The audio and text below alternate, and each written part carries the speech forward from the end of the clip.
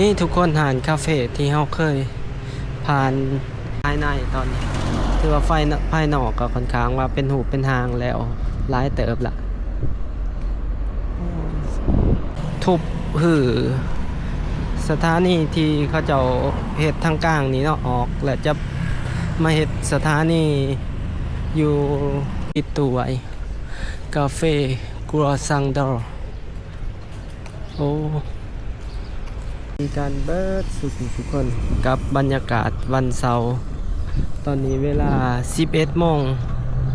ทุกคนตอนนี้เราก็อยู่ทางไปอันนี้เนาะ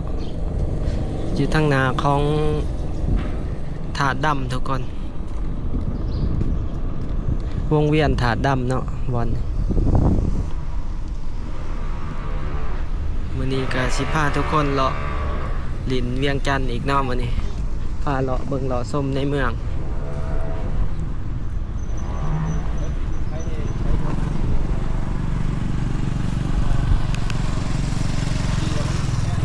มื้อนี้เฮาสิพาทุกคนย่างเลาะลินอยู่ในเมืองเนาะแถวเขตแถวถนนเศรษฐามื้อนี้เฮาสิออกไปทางนี้ลงไปทางโรงแรมลานสร้างเส้นแคมคลองแล้วก็อ้อมขึ้นมาทางวัดอินแปลงทุกคน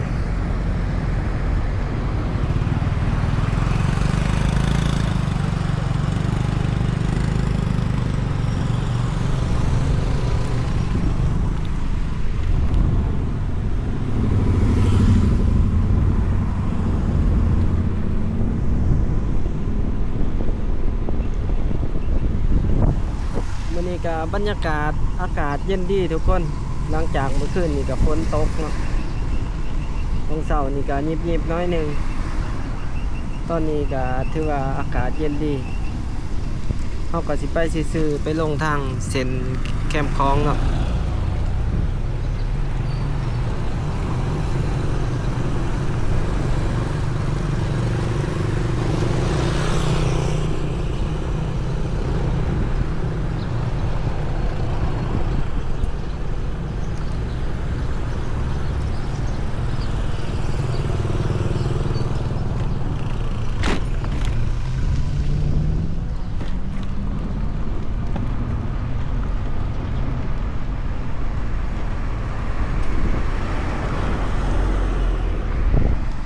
เขตนี้ส่วนใหญ่ก็สิเป็นสถานทูตเนาะสถานทูตแล้วก็สำนักงานรัฐอยู่บอนแถวนี้ตอนนี้เราก็มาหอดถนนเรียบสวนเจ้าอนุวงศ์เนาะแคมป์สวนเจ้าอนุวงศ์นี่เนาะทางขวามือเราสิเห็นตึกโรงแรมลานสร้างเนาะตอนนี้ก็ถือว่าเผยโซมออกมาแล้วทุกคนโอ้สวยงามเขาเจ้าก็กำลังอยู่ในช่วงตกแต่งภายในเนาะตกแต่งภายในตอนนี้ถือว่าภายนอกก็ค่อนข้างว่าเป็นหูเป็นหางแล้วหลายเติบละถือว่าเป็นโรงแรมอีกโรงแรมหนึ่งเนาะเป็นโรงแรมหรูอยู่ในเขตเศรษฐกิจเขตท่องเที่ยวของเวียงจันทน์ในเขตนี้มีโรงแรมใหญ่ๆหลายโรงแรมในเขตนี้มีทั้งฮิลตันลานสร้างไอบิสเนาะที่โรงแรมที่ระดับที่ว่าเป็นแบรนด์มาจากต่างประเทศเนาะถือว่าเป็นแบรนด์ดังอย่างไอบิสหรือว่าอันเนาะเป็นแอสตันเนาะทุกคน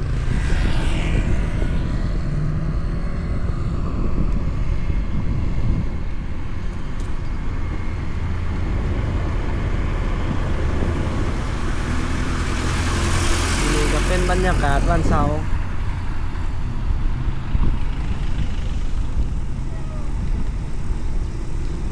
เดี๋ยวเราจังสิเอารถไปจอดแถววัดอินแป้งทุกคนแล้วก็สิพาทุกคนย่างเลาะเบิ่งเลาะส้มเนาะได้ยินว่าเขาเจ้าจะมีการรื้อถอนสถานี BRT 2 จุดเนาะอยู่ในถนนเศรษฐาคือว่าเป็นสถานีที่เขาจะตั้งอยู่ทางกลางถนนวันเวย์เนาะเขาจะเฮ็ดใหม่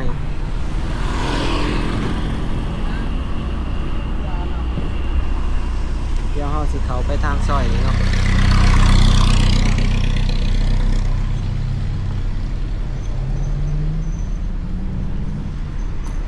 ทางขางวัดจันทร์นี่เป็นอีกซอยหนึ่งที่มีโรงแรมแล้วก็คาเฟ่งามๆบอนอย่างที่เราเห็นสายมือขวามือนี่เป็น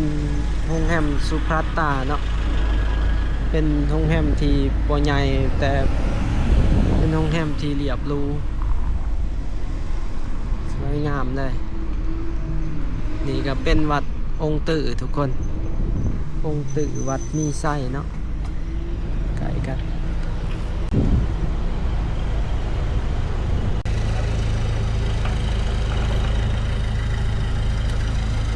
อันนั้นเนาะใส่เป็นลักกันเนาะการยางตามฟุตบาทบ่ให้เขาจะเอารถขึ้นเหยียบฟุตบาทเนาะนี่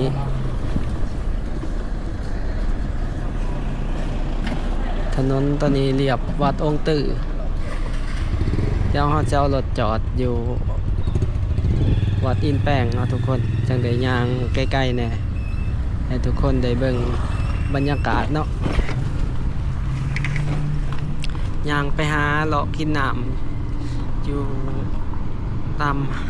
หาดคาเฟ่งามๆ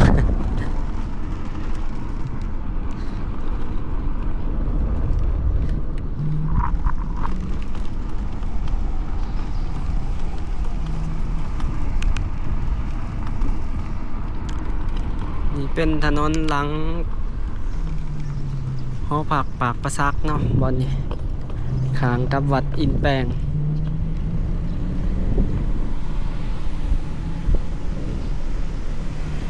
เอารถเขาไปจอดไว้อยู่วัดอินแปลงเนาะทิศหนานี่ก็เป็นบุญออกพรรษาแหละทุกคนออกพรรษาก็จะมีการฝากรถละบอนนี้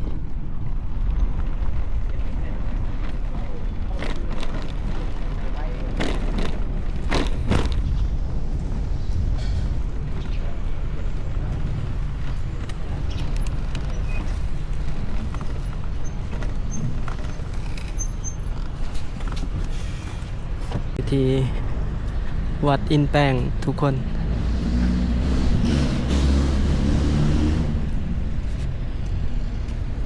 ก็สิมีหลายๆอย่างเนาะอยู่วัดอินแปลงถ้าเฮาย่างเลาะ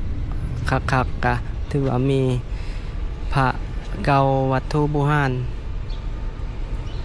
หลายบอนอยู่ในนี้เนาะนี่คือจังซี่นี่ก็เป็นพระธาตุเก่าและก็การปลูกสร้างเก่าเนาะ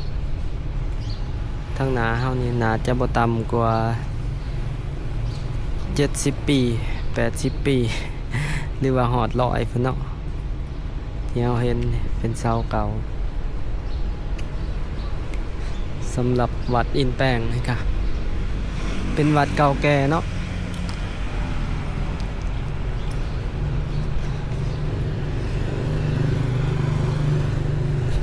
โอ้บอนนี้เขาจะมีการก่อสร้างทุกคนเดี๋ยวเราสิพาทุกคนย่างเบิ่งบรรยากาศที่ถนนเศรษฐาเขตนี้เนาะขึ้นไปจนหอดแถวโรงแรมฮิลตันเนาะ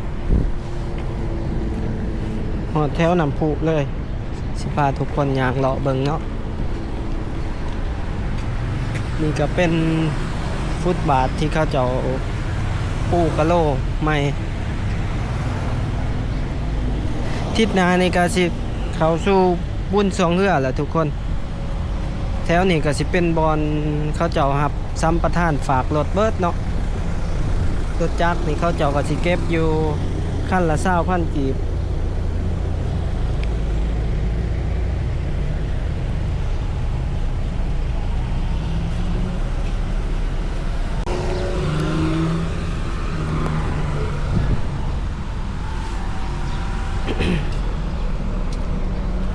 เนาะบรรยากาศของถนนมื้อนี้อากาศก็บ่ร้อนมื้อนี้สบายย่างโอ้บ่อนนี้มีหาดให้เซาผู้ใดอยากเซาหาดมีหาดหนึงเนาะอยู่นี่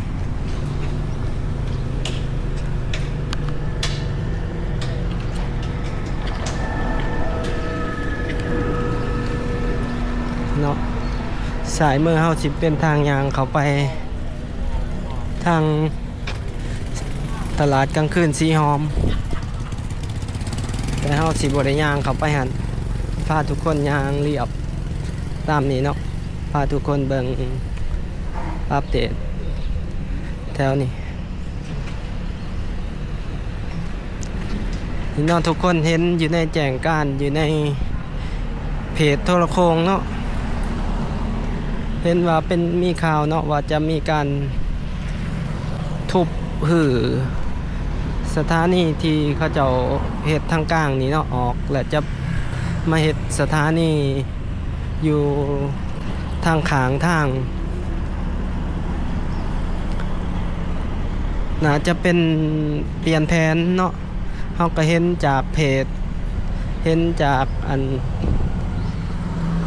คลิปหนึ่งเนาะที่เขาเจ้าได้แนะนำถึงการเฮ็ดสถานีนี้ทุกคนก็คือสองหนึ่งเนาะเป็นซื้อทานพฤษภาบ่เขาเจ้าแนะนำเนาะว่าอยากให้เฮ็ดสถานีอยู่ทางขอบทางเนาะเพราะว่าสถานีตัวนี้มันเส้นทางนี้มันแคบเนาะแล้วมาเฮ็ดทางกลางแล้วมันจะเฮ็ดให้รถแล่นยากเพราะว่ามันเป็นทางวันเวย์แต่เก่า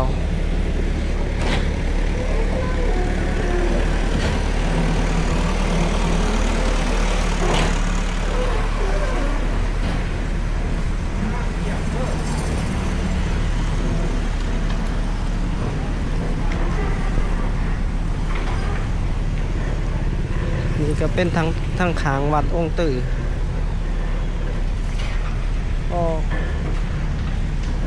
ต้นไม้ที่เขาจะตัดงานี่ตอนนี้ก็กำลังปงงาใหม่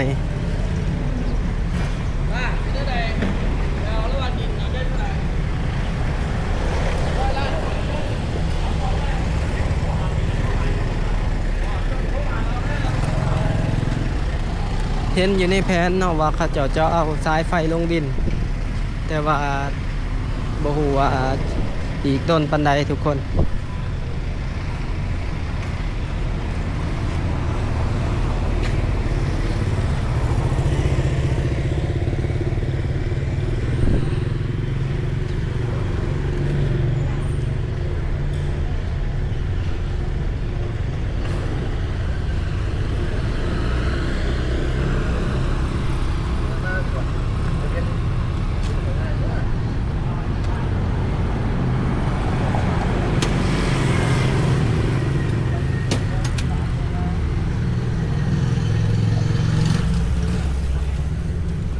ก็ถือว่ายังอีก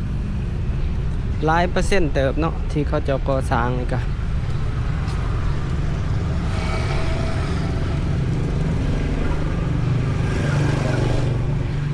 เขตโครงการแถวนี้ถือว่าแถวนี้แล้วนี่ก็บอนนี้ก็สิเป็นบอนยางที่กว้างเติบเนาะสามารถยางได้สบายบอนนี้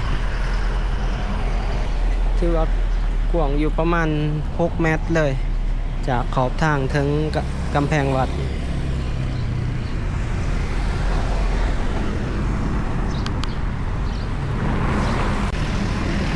วัดมีไซญาราม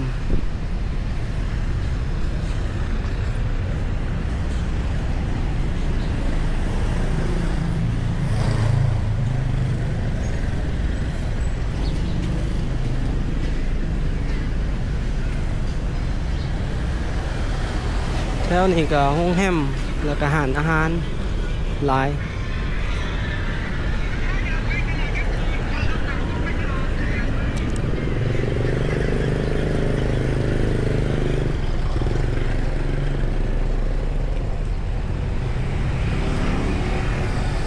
เส้นทางนี่ก็สิสอดออกแคมป์คลองเนาะเขาก็สิยางเรียบเส้นทางนี่เนาะจะเป็นบนทอสายไฟเนาะเขาจะเอาสายไฟสอดหลอดตามทอ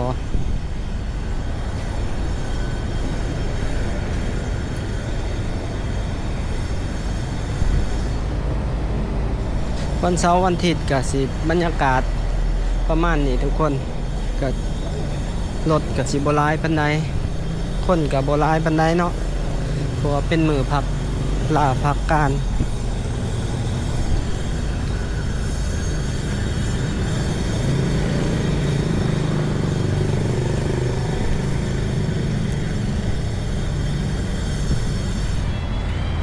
ถือว่ายังมีการก่อสร้างอยู่เนาะทุกคนปีนี้ก็น่าจะบ่แล้วเบิ่งจากสภาพนี่เนาะน่าจะประมาณต้นปีหน้าพุ่นแหละตามประเมินเบิ่ง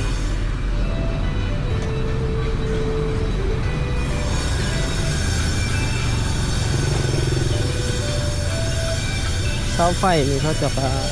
เฮ็ดใหม่เนาะไฟใหม่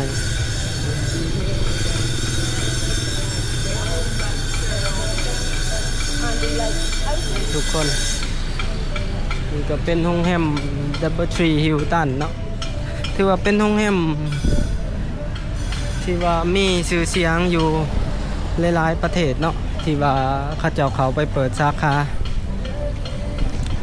คืออยู่ไทยก็มีจะเป็นโรงแรมคือโคซิแล้วก็เป็นไอบริสนี่เนาะถือว่าเป็นโรงแรมดังที่เขาจะเอาแบรนด์เขามาเปิดเพราะว่าถ้าว่าเอาแบรนด์ที่มันมีชื่อเสียงเนาะมันก็สิเป็นความมั่นใจให้นักท่องเที่ยวที่เขาจะมักความรู้แล้วก็มาตรฐานเวลาเขามาเที่ยวแล้วเขาจะหูว่ามันมีโรงแรมชื่อที่เขาหูจักดีหรือว่าชื่อที่เขาเจ้าแบบมั่นใจเนาะเขาเจ้าก็สิเขามาพักแบบสบายเขาเจ้าก็สิมั่นใจตอนนี้เขาเจ้ากับ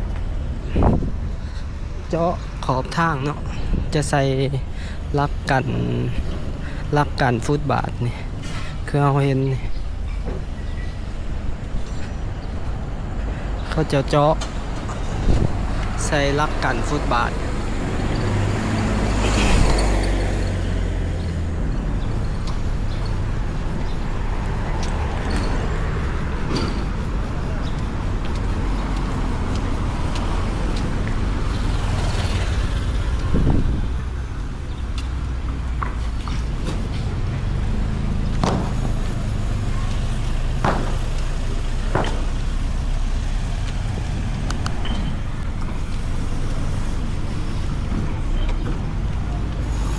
โอ้อยู่จุดนี้เขาจะใส่ไฟแดงทุกคน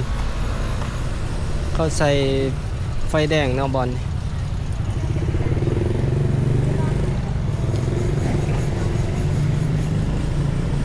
อยู่หน้า3 แยกน้ำพุเนาะบอล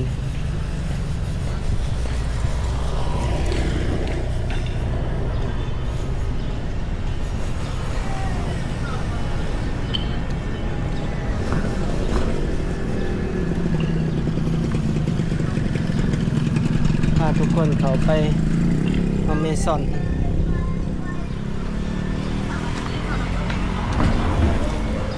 สวนสาธารณะ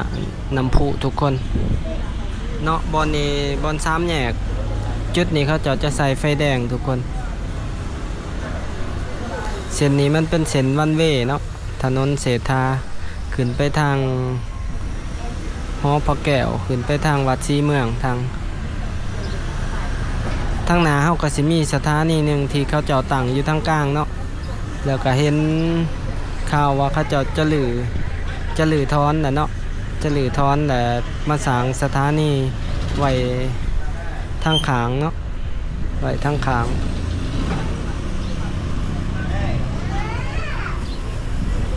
ถ้าเบิ่งนำกันทุกคนตามข่าวเนาะตามโลกโซเชียลเขาเจ้าก็จะลงตลอดเนาะเป็นระยะเกี่ยวกับการก่อสร้างรถเมล์ BRT นี่ก็เป็นบรรยากาศวันเสาร์อยู่ในแถวนาน้ำพุถนนเศรษฐาเนาะทางหนาเฮาแนมไปเฮาก็สิเห็นโรงแรมหลานสางเนาะเบิ่งจากทางนี้ถือว่างามหรูหรา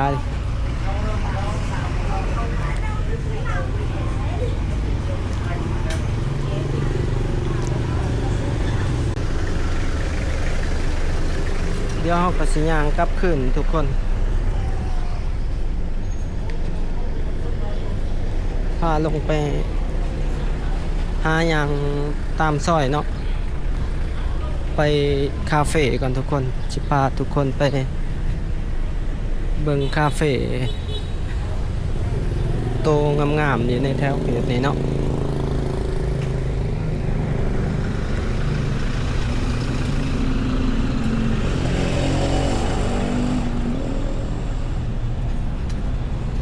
ด้านนี้ฟุตบาทก็ยังบ่ทันแล้วยางหยาบแน่นี่เป็นกะโหลเนาะที่พระเจ้าจะปู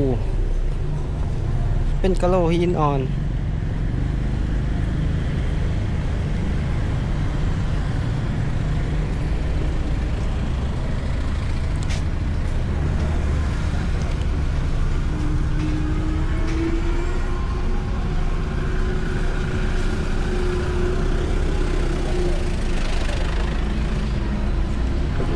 เบื้องนี้ยังปูกะโหลเบื้องนั้นมีการเจาะเห็ดลักกันทางยางเนาะ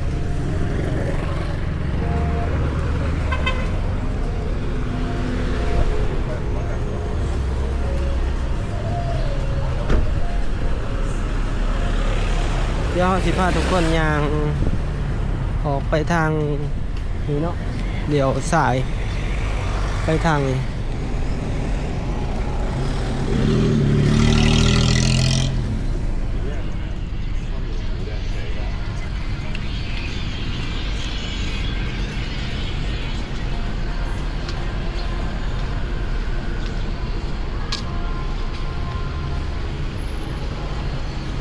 ดาวาลานี่เป็นทางหน้าของโรงแรม DoubleTree Hilton นะทุกคนตัวนี้โรงแรมดาวาลาจะเป็นโรงแรมหรูอีกบอนหนึ่ง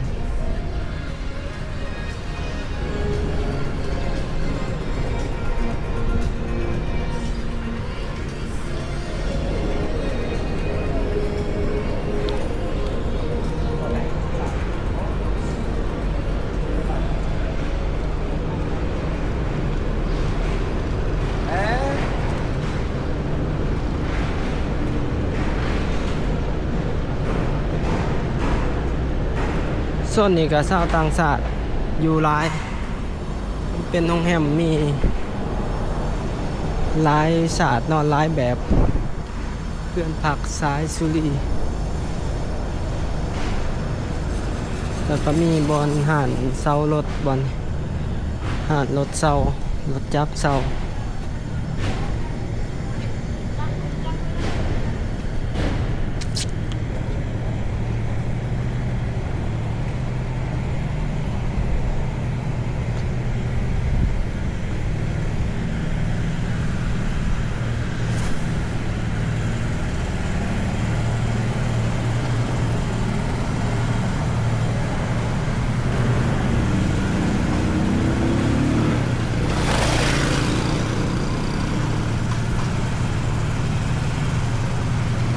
พาทุกคนย่างเลาะเบิงหลายๆหอม บรรยากาศวันเสาร์รถบ่หลายแล้วก็คนบ่ผูผ่านปานใดสำบายย่างบ่อีหลีกรถปานใด อยู่นี่ก็สิมีเบิดเนาะอาหารยุโรปอาหารอาหรับก็มีชาวอาหรับก็ได้มาเฮ็ดอาหารอยู่ในนี้คือกันเดี๋ยวสิพาทุกคนย่างไปทางนี้ก็ลงไปทางขวามือเริ่มหอมนะเราเห็นคาเฟ่หนึ่งที่อยากเข้าไปเบิ่งเข้าไปลองแต่ด้นละแต่ว่าบ่มีโอกาสมาทางนี้เดี๋ยวมันสิไปย่างเลาะหาเบิ่งนี่ก็เป็นสตาร์บัคชั้นหนึ่งเนาะสตาร์บัคอีกชั้น2ชั้น3ก็เป็นอีกธุรกิจหนึ่ง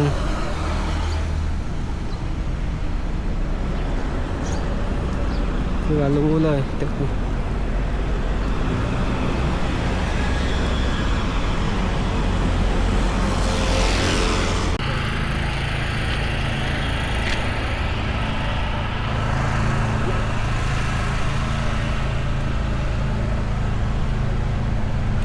นี่ทุกคนเขาซอยนี่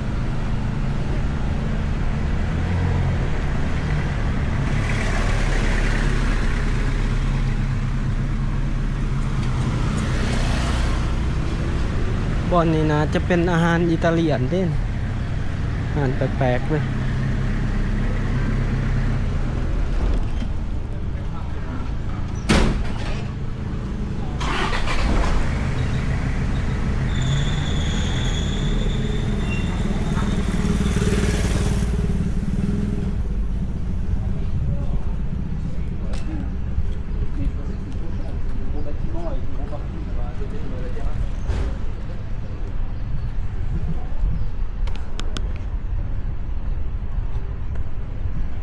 ตัวนี้ห้องแฮมดวงเดือนน่าจะเป็นห้องแฮมเก่าแก่เนาะตัวนี้ เบิ่งปลายนี่แบบประมาณยุค90น่าจะเป็นห้องแฮมที่เปิดมาตั้งแต่ยุค90พุ่นละ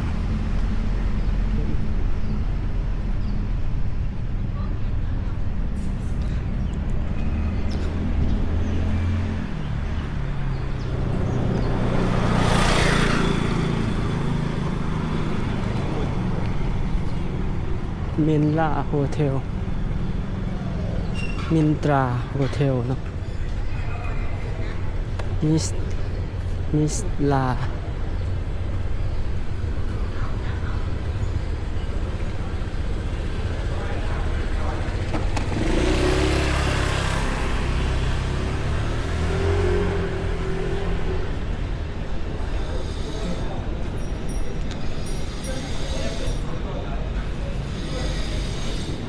โอ้ยังบ่ถึกซอยอีกบ่ถึกหอมที่เฮาว่าสิไปคาเฟ่ตัวนั้นยังบ่แม่นเนาะถือว่าคลิปนี้ก็สิยาวแน่ทุกคนบ่ได้พาทุกคนย่างเบิ่งแถวนี้ด้นแล้วเนาะ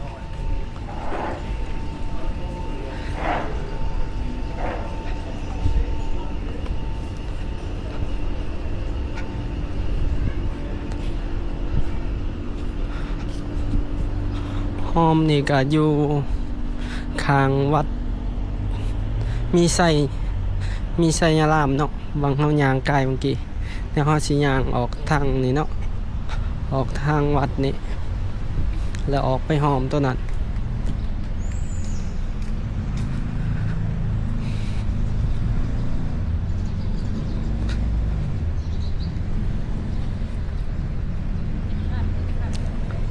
อีกทิศหนาแถวนี้ก็สิเป็นบอนฝากรถเบิดเนาะ แถวนี้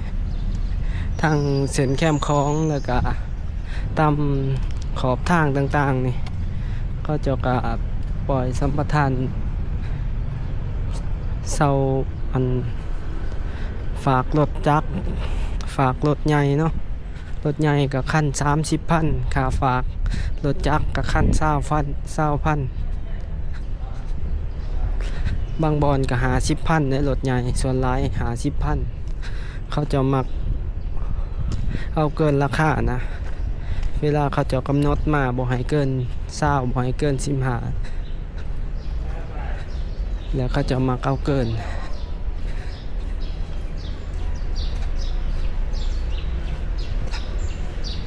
เดี๋ยวยางออกมาหอมนี่เนาะ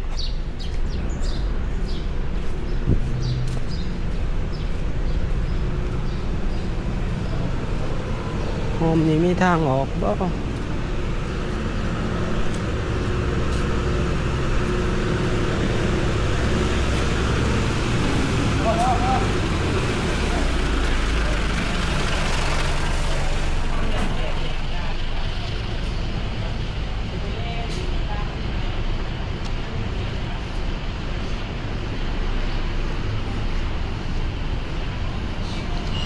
นี่อยู่เขตนี้อาหารอิตาเลียนเนาะ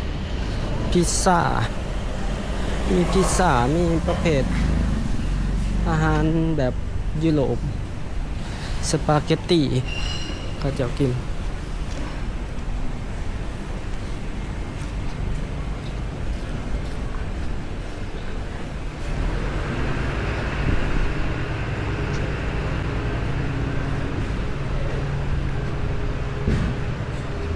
นี่ทุกคนหานคาเฟ่ที่เราเคยผ่านเห็นใน TikTok เลยเนาะเปิดจีว่ามันนี่คือปิดตัวไว้คาเฟ่กัวซังดอร์โอ้เขาจะปิดทุกคนโอ้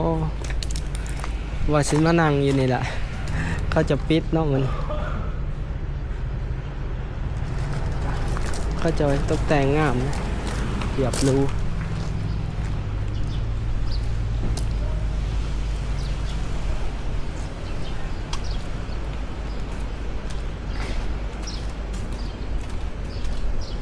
นี่ก็ห้องแฮมแอรอน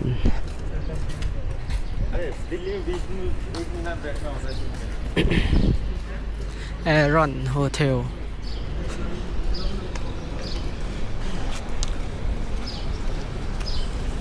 ห้องกสิกลับคืนแหละทุกคนยังมาใกล้เติบละคลิปเฮากันยาวเติบละสำหรับคลิปนี้ถือว่าเป็นอีกโซนหนึ่งของการท่องเที่ยวเวียงจันทน์เนาะถือว่าจุดศูนย์รวมโรงแรมและอาหารในเขตนี้แล้วก็เป็นศูนย์ที่สร้างงานให้กับคนลาวหลายๆคนในเขตนี้คือช่วงโควิดนี่ก็ถือว่าปิดตัวไปเนาะหลายๆบอนก็ถือว่าหลายคนก็ตกงานไป